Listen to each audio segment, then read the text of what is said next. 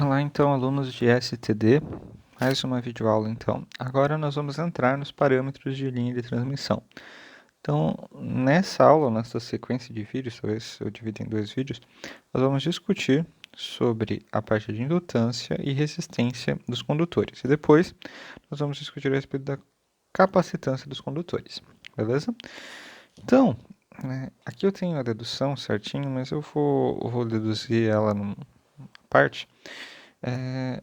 Um cabo, né, ele tem uma indutância, mas tem uma corrente passando por ele, né? Essa corrente, tanto faz se ela entra, se ela sai, ela, ela tem ela vai acabar criando um campo magnético, né? Isso é eletromagnetismo básico. E esse campo magnético vai estar dentro do cabo e fora do cabo. Na verdade, a gente representa com linhas assim, mas são flechas, né? Assim, né? Que a gente tem na direção φ, né? São flechas, sempre são flechas. Porque são campos, né? Campo H e campo B. E o nosso primeiro papel, antes da gente encontrar propriamente a indutância do cabo, é encontrar o campo do cabo, que com o campo a gente descobre quem que é a indutância, certo? Então, a gente tem uma condição para a indutância no interior do cabo, ou para um campo no interior do cabo, e uma condição para o campo no exterior do cabo, certo? Então, nós vamos tentar descobrir quem que são os dois. Isso vai ajudar a gente a entender como que é a indutância de um cabo, e a partir dessa indutância do cabo, nós conseguimos derivar as indutâncias na linha de transmissão, certo? Bem, então um cabo que é um fio, na verdade, né? Então, para começar no interior do cabo, né, a gente vai usar a forma interior do cabo. A gente vai usar a forma diferencial da lei de Ampère, né? Rotacional de H igual a J. Por quê? Porque eu acho legal. Então vamos por esse caminho, porque acho que é um pouco menos, assim, um pouco mais pragmático, mais correto do que usando a lei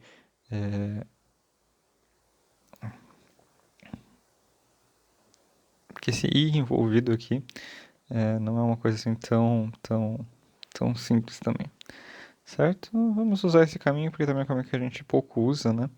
E também é interessante entender como é que funciona. Então, o rotacional do campo H é igual ao vetor densidade de corrente, certo? Então, né, primeiro, quem que é o vetor densidade de corrente? Aqui a gente vai usar coordenadas cilíndricas, tá, pessoal? Sempre quando a gente trabalha com cabo, é muito comum que a gente use coordenadas cilíndricas, certo? Então, nós temos que o nosso campo H, ele é um vetor, né? Nessas coordenadas, esse é um vetor que tem um H-ρ, um H-φ e um Hz. Né? Assim como o J, né, é um vetor que tem um J-ρ, um J-φ e um Jz. Né? Isso daqui, esses campos, eles podem ser também escritos, né?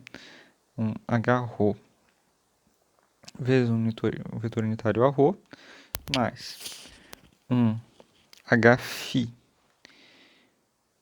vezes um vetor unitário A-φ, mais um Hz vezes um vetor unitário AZ. E a mesma coisa o J, né? O J é igual a um J-ρ vezes um vetor unitário A-ρ, mais um J-φ vezes um vetor unitário A-φ, mais um Jz vezes um vetor unitário AZ. Bem, vamos começar pelo J. Num cabo, né? Aqui a gente tem a direção Z, aqui a gente tem a direção φ, e aqui a gente tem a direção ρ. Num cabo, né, um fio, o J, densidade de corrente, né, num cabo assim, se a corrente for constante, ele vai estar unicamente na direção Z, não vai ter J se espalhando para os outros sentidos, a corrente vai seguir reta. Então, o J, o vetor J, é um vetor Jz na direção Z, certo? É um vetor Jz na direção Z. E esse Jz, né? Quem que ele é? Ele é a corrente que passa pelo condutor dividido pela área, que é πr². Então, nosso vetor J, bem facinho, é I sobre πr², AZ. Agora a gente tem que calcular o rotacional, né, de H. E aí, em coordenadas cilíndricas, pessoal, o rotacional é um pouco diferente do rotacional em coordenadas normais, tá? Ele é 1 sobre ρ vezes os vetores, né? Então, eu tenho a ρ, aí é ρ a φ e a z. Aí aqui eu tenho d ρ, d φ e dz. E na terceira linha eu vou ter h ρ, aí eu tenho ρ vezes hφ, e aqui eu tenho hz, certo? Então, na verdade, o rotacional é o determinante disso, né? Produto vetorial, né, entre o vetor nabla e o campo H. Então, fazendo, né, aquela regrinha básica, eu vou ter que, como aqui a gente vai simplificar já bastante coisa. Como o J só tem, isso daqui tem que ser igual a J, né? Como o J só tem a direção Z, nós podemos eliminar, podemos zerar essas coordenadas. Então, essa coordenada aqui, deixa eu só copiar aqui.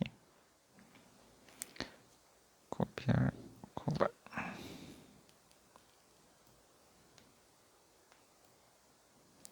Essas coordenadas aqui, elas vão zerar tanto a φ quanto a... Porque no rotacional, rotacionando o campo H, a gente só vai ter a coordenada z. Tá? Não significa que o campo H ele esteja na coordenada z. Significa que o rotacional dele só tem a coordenada z. Então, nesse caso, as únicas linhas que vão interessar, né, se a gente for dobrar aqui, fazer a regra de Cramer, né,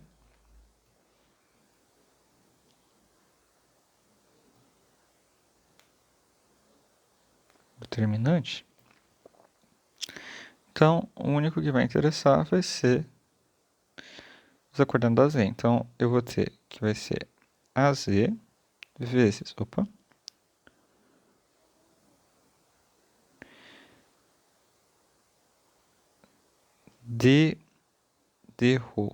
na verdade seria del, né?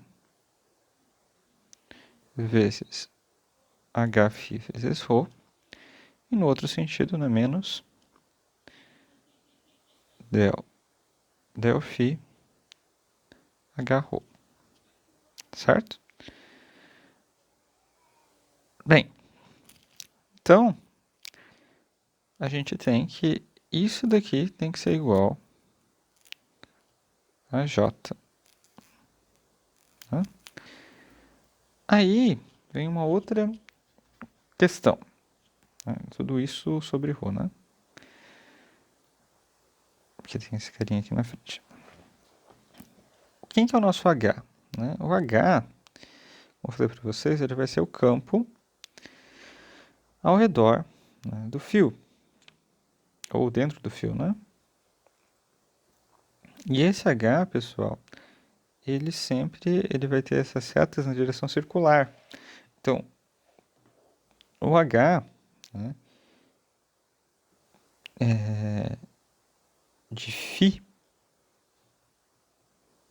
ele é constante, certo? Então, né, o que acontece? Ele não varia, né, em φ, né? O H não varia. Então, o H de φ vai ser, entre aspas, constante, né?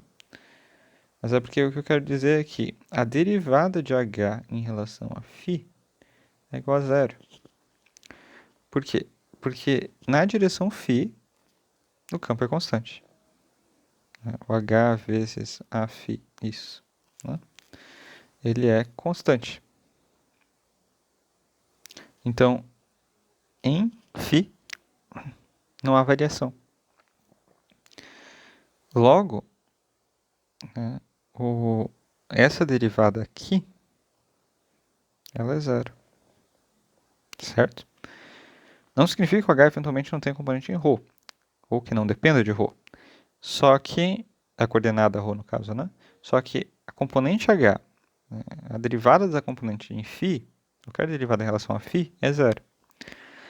Então, nós simplificamos um pouquinho mais nossa equação diferencial para z sobre ρ, del ρ, hφ vezes ρ,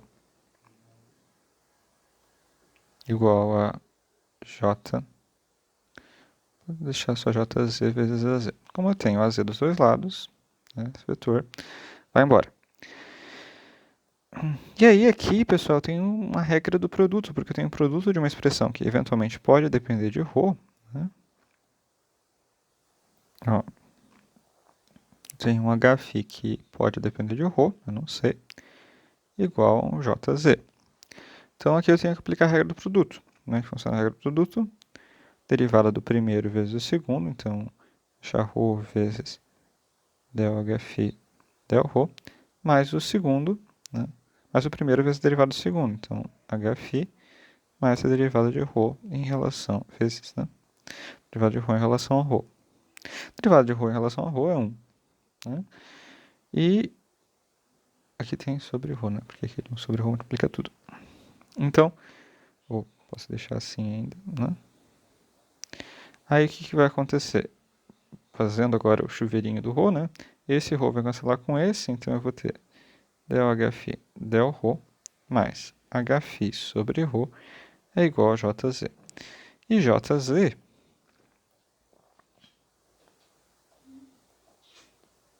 ela é igual a 1 sobre, ou i sobre, πr quadrado, certo? Então eu tenho uma equação diferencial. E aí, né, eu vou usar a equação diferencial. Né, essa daqui é uma equação diferencial forçada, então eu faço a forçada de uma equação diferencial. Logo, quando a gente tem uma resposta forçada, a gente supõe que a nossa, pelo método dos coeficientes determinar, que a nossa solução ela é uma constante vezes a nossa entrada. Né? Então, eu vou supor que meu h de φ é k vezes πr quadrado. Né? Ou vou chamar...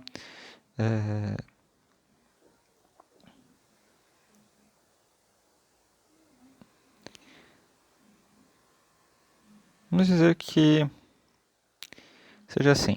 Né? Isso é assim. Então, eu vou ter que a derivada disso daqui, na verdade, isso daqui é π vezes ρ ao quadrado, né? Eu vou substituir o r ali por ρ. Eu vou dizer que ela vai ser igual a 1 k vezes o valor que eu tenho ali da constante vezes uma reta, porque a derivada da reta, pessoal, é uma constante. Então, eu vou supor que essa função hφ de ρ, ela seja uma reta, para que a derivada dela vire uma constante que eu tenho aqui. Aqui eu tenho uma constante, ó, e eu quero que essa derivada disso daqui se torne constante. Então, a derivada de uma constante eu tenho que supor que é uma reta. Né? Então, eu vou supor que vai ser uma outra constante vezes essa mesma constante vezes ρ. E aí eu aplico na equação diferencial. Então, eu tenho que a derivada em relação a ρ de k vezes i πr quadrado vezes ρ mais 1 sobre ρ vezes k i πr quadrado tem que ser igual a i πr quadrado, certo? Então, derivando isso daqui, eu vou ter a própria constante vezes i πr quadrado. E aqui, né, esse daqui corta com esse daqui. πr quadrado tem que ser igual a i πr quadrado. Colocando o k em evidência, ou colocando, aqui eu tenho 2k vezes i πr quadrado tem que ser igual a i πr quadrado. Cortando tudo, eu vou ter que 2k é igual a 1, então k é igual a 1 meio. Logo, o campo H φ de ρ, ele é igual a 1 meio de I πr quadrado vezes ρ. Certo? Então, esse é o campo H, né, no interior do cabo.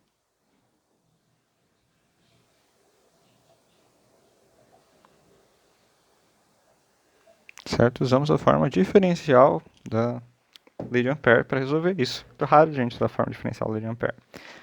Mas é sempre bom quando a gente pode usar ela. Bem, mas eu quero a indutância. Quero L. Quem que é L? L é lambda sobre I, certo? Nesse caso, como eu não tenho espiras, eu posso dizer que lambda é φ, né? Só tenho uma espira. E quem que é φ? Φ é integral de B dA de superfície. Então, eu tenho que encontrar quem que é B e quem que é A. Então, o vetor B é igual a μ0 vezes o vetor H. Né? Vamos supor que o condutor não tenha permeabilidade magnética, que ele seja um condutor de cobre, por exemplo, ou de alumínio. Cobre e alumínio, a permeabilidade magnética relativa é 1. Então, eu só tenho a permeabilidade do vácuo. Né? Permeabilidade do vácuo. Então, B vai ser igual a μ0 vezes sobre 2 I πr quadrado vezes ρ na direção a φ. Certo? O B eu achei. Então, agora eu preciso encontrar uma área dA, um elemento diferencial de área, também na direção a φ. Tem que ser alguma coisa, aqui um vetor, um termo A, né? Também nessa direção a φ, de tal forma que eu consiga fazer com que essa integral seja uma integral simples, né? Facilita muito se eu encontrar uma área na mesma direção, que seria a mesma área que atravessa, né, digamos assim, o campo é atravessado. Né? Bem, esse termo de área, pessoal, é um termo bem chatinho de achar, tá? Mas ele varia, tá? Não vou entrar em tantos detalhes de como a gente obtém ele, mas assim, você perceber que a relação ele vai ter de variar em z, né? Só que em z ele é um elemento diferencial, então à medida que z vai aumentando, ele vai integrando, né? Ele vai aumentando o dz, né? Então, ele é integral do em dz, certo? Então, esse dz faz parte dessa parcela, né? Que a gente vai considerar a indutância verdadeira, não por quilômetro. Depois a gente volta e faz ela por quilômetro. Então, dz, se eu não quiser considerar por quilômetro, quiser considerar só uma parcela, né? Eu também consigo, tá? Em relação ao raio, né? O raio ele tem que ser incrementado dessa forma, como um círculo, certo? Só que ele é um círculo normalizado. Então, porque percebam que eu estou na direção φ, né? Então, tenho área dessa forma aqui. Então, essa área aqui, tá? Esse incremento de área aqui, ele é uma relação dos círculos, entre o círculo maior e o círculo menor. Então, esse elemento diferencial de área, ele vai ser igual a área do círculo menor, π vezes ρ quadrado, dividido pela área do círculo menor, πr quadrado, certo? Na direção ρ. Né? Fiz a direção z na direção a φ. Na verdade, vezes diferencial. Né? Vezes diferencial de z, diferencial de ρ. Então, à medida que eu tenho incremento diferencial de ρ, eu preciso fazer esse incremento diferencial de ρ dessa forma, a relação de raios, certo? Para poder envolver a corrente. Da mesma forma, o campo H, no caso, né? Eu só consigo envolver o campo H, que vai crescendo assim, se eu considerar que eu tenho essa relação, que o meu ρ está crescendo dessa forma circular, normalizada. Da mesma forma, né, o dz, na verdade, ele é linear, diretamente linear com o dz, esse elemento diferencial de área, né? Para que ele permaneça nessa direção a φ. Então, a minha integral de superfície vai virar uma integral dupla. Né? Essa integral dupla ela vai ser na direção z de 0 a L, né, comprimento do cabo, Na direção φ, na direção R, na verdade, a direção ρ vai ser de 0 a R, certo? E aí, meu fluxo vai ser B vezes dA. Quem que é B? Mi0 sobre 2 I sobre πr quadrado vezes ρ na direção a φ, vezes o elemento diferencial de área, que é π ρ quadrado, πr quadrado, dρ dz na direção a φ. Aí, esses vetores unitários, né, o produto escalar desses vetores unitários, que é o caso do nosso caso, né, eu tenho que é 0, 1 e 0 vezes 0, 1 e 0. Esse produto escalar, né, ele vai dar 0 ao quadrado mais 1 ao quadrado mais 0 ao quadrado, que vai dar 1. Então, eles vão sumir da integral. Então, a minha integral dupla, eu vou pegar os termos constantes que não dependem nem de ρ nem de z, vai ser mi0 sobre 2 i πr quadrado, πr é na quarta potência, na verdade,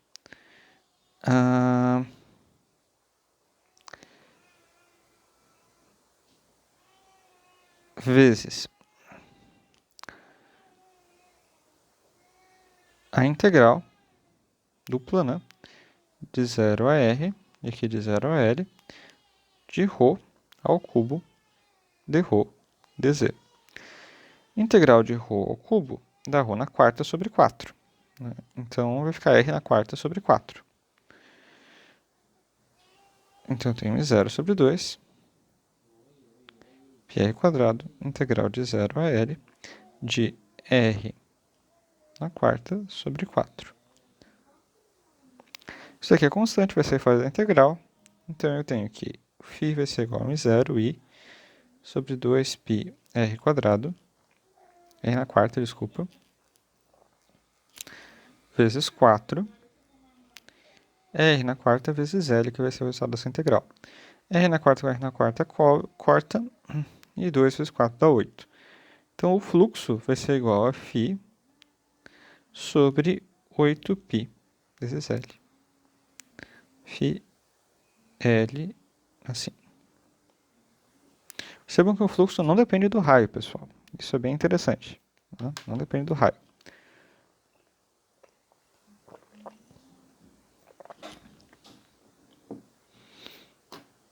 Bem, o raio do fio. Né? Aí, fluxo é escalar, não é vetorial, não temos vetor, é assim mesmo. A indutância interior do cabo, eu vou chamar de LI, ela é igual ao fluxo φ dividido pela corrente. Logo, e na verdade a gente vai considerar a indutância por quilômetro.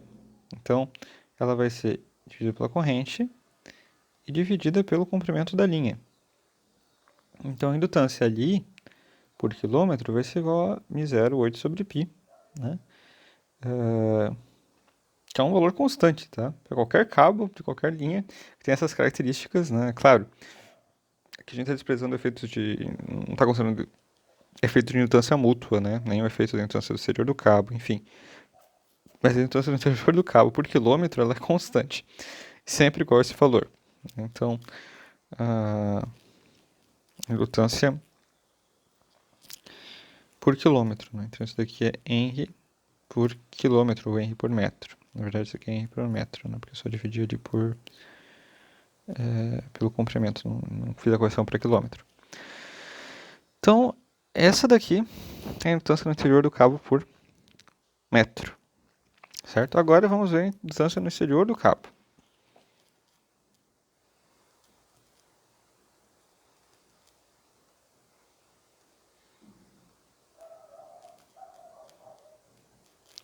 Então, no exterior do cabo, pessoal, a gente tem que a corrente ela já vai estar sempre envolvida pelo amperiano, toda a corrente, em todo o cabo.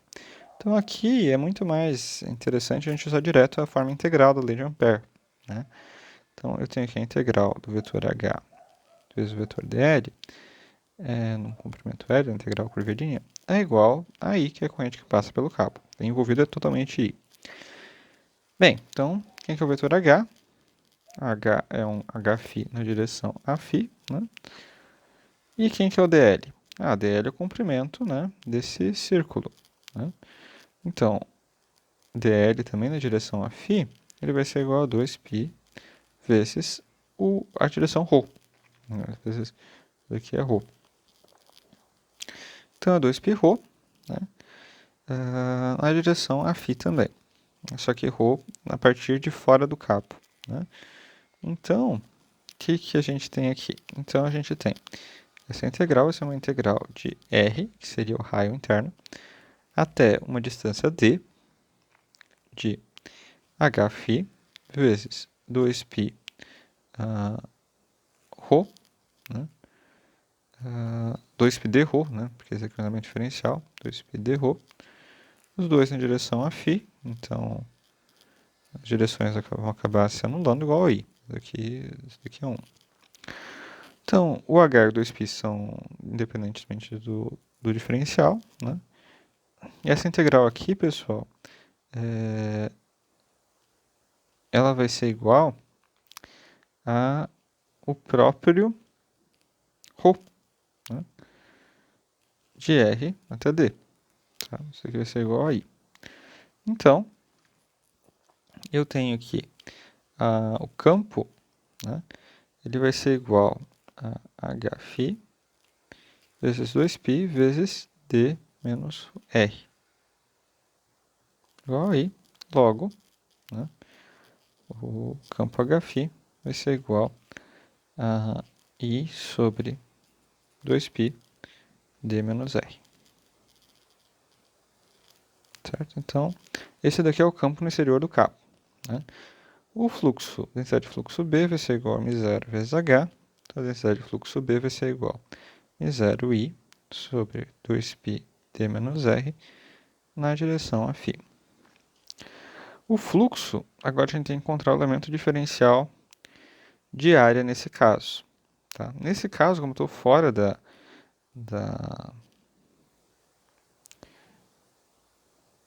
Enfim, eu estou fora do fluxo, né? Aqui até, pessoal, eu vou considerar que... Enfim, vou deixar assim mesmo. Então, o fluxo vai ser integral de B dA.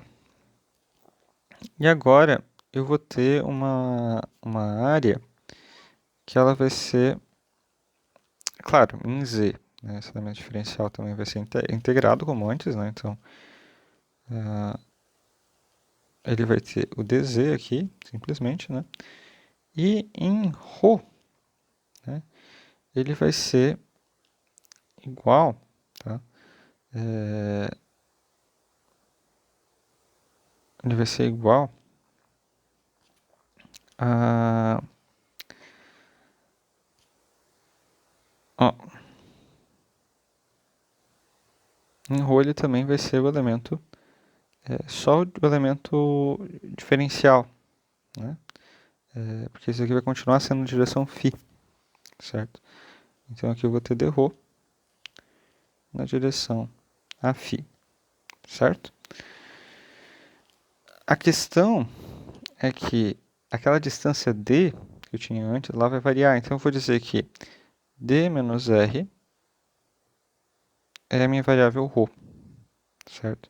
Então eu tenho que a minha integral, meu φ, ele vai ser igual a integral, né, nos dois sentidos, então vai ser de 0 a L em dz, ele vai ser igual de, pode ser de 0 a d menos r, ou de r até d, novamente, né, na direção ρ, e aí eu vou ter μ0 i sobre 2π ρ vezes dρ dz. Como os dois estão em direção a φ, as direções vão se matar. Tá? Então, por que isso, né, pessoal? Porque aqui eu estou integrando o fluxo, considerando que ele vai evoluir nessa direção ρ, né? Porque eu quero ver como é que fica a área em φ. Então, esse campo, apesar de ele ter esses elementos aqui, d e r, esse d é variável. Né? Então, pode ser qualquer valor d. Então, eu posso integrar nesse sentido, né? Eu posso fazer uma nova integral considerando que essa direção ρ vai excursionar nesse intervalo. Então, aqui eu tenho a integral de 0 a L. Isso daqui, pessoal, vamos passar para fora da integral. De 0i sobre 2π. Isso daqui é a integral de 1 sobre ρ. A integral disso daqui é um ln. Né? Então, φ vai ser igual a μ0i sobre 2π vezes a integral de 0 a L do ln de ρ. Vai variar de R a D. Né? Então, a gente tem 0 sobre 2π. Isso daqui vai ser o ln de D menos o ln de R. Tá? Se vocês lembram da propriedade do ln, quando eu tenho uma subtração de ln, é a mesma coisa que eu fazer uma divisão dos argumentos. Então, isso aqui é a integral de 0 a L de ln de D sobre R, que não depende de Z. Então, o fluxo φ vai ser igual a μ0i sobre 2π vezes L, ln de D sobre R. A indutância L é igual a φ sobre I. Então, a indutância L vai ser igual, nesse caso, por quilômetro, vai ser sobre L também, ou por metro, né? Então, vai ser igual a μ0 sobre 2π ln de D sobre R. Certo? Isso, né, por quilômetro. Beleza? Então, essa daqui é a indutância externa. Bem, então, a indutância total,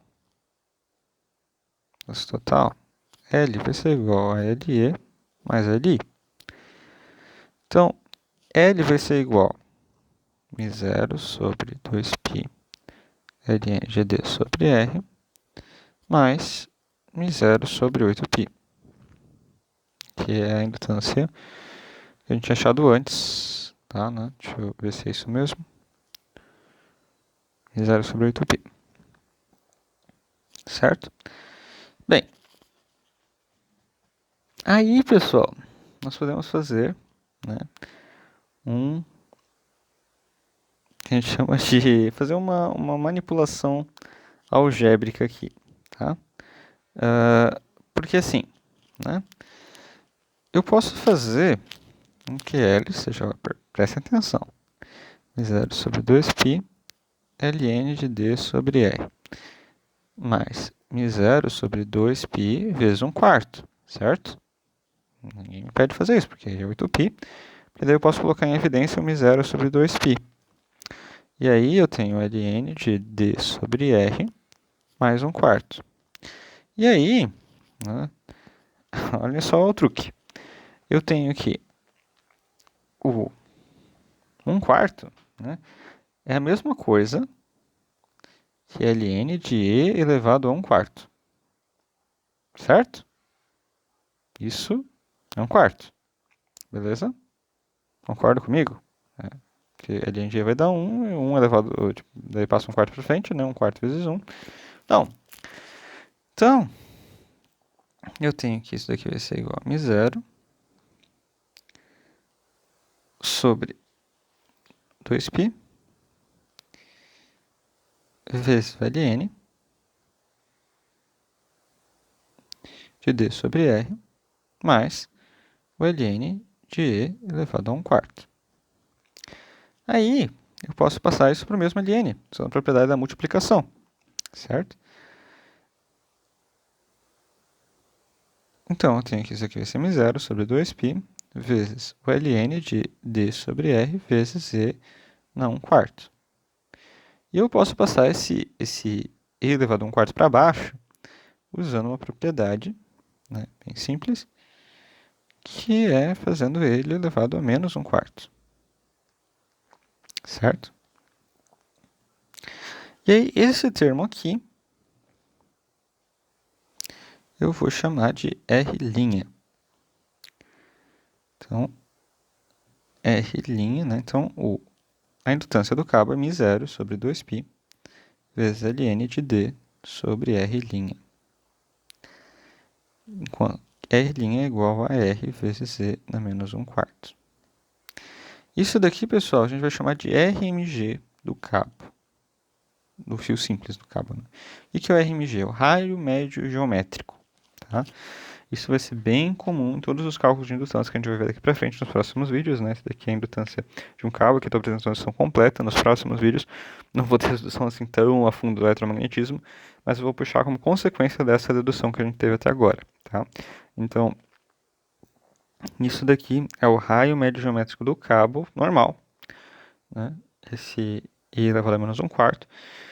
Em muitos casos nós não vamos aplicar isso, a gente vai aplicar para cabos específicos, tem cabos encordoados, cabos de vários tipos, como a gente viu em aulas anteriores, né? Então, especificamente para esse caso, né, a gente acaba aplicando, mas essa seria então a indutância de um cabo que está transmitindo energia.